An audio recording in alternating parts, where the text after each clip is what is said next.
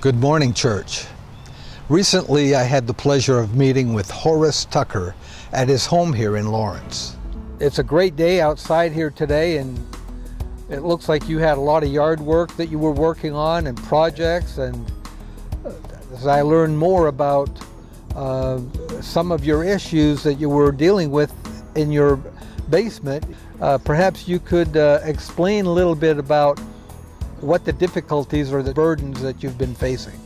Well, the first challenge in the basement was the fact that my hair brushes the joists as I walk about, because the ceiling is barely 6 feet high down there. 6 feet doesn't quite cut it for me. Off in one corner there was a pile or a cylinder of bricks that we didn't know what it was. So I became curious what that circle column of bricks might be, and dug my way back to it and discovered that it was in fact an abandoned well under my house, not filled in other than water.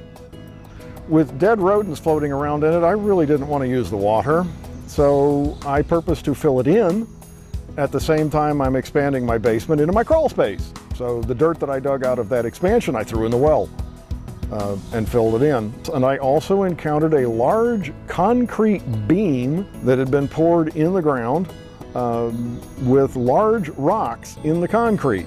Now the rocks are kind of in the way, and I need to get them out of the way.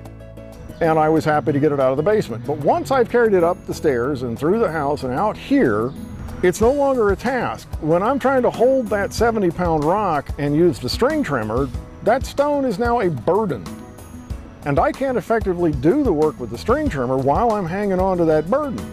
Now my hands are free to use the string trimmer, trim around the yard in places, then I can put that down and I've got my hands free to pick up the sticks. I can put those down and I'm free to eat my supper. We have to learn to put down even the good stuff when it's not supposed to be in our hands anymore. For 22 years, I'm a United Methodist pastor because there was a calling to that. The calling vanished. And that role, as valuable as it is, had become a burden. I had to put it down in order to move on to what God had for me next in my life, which is what has led us to today.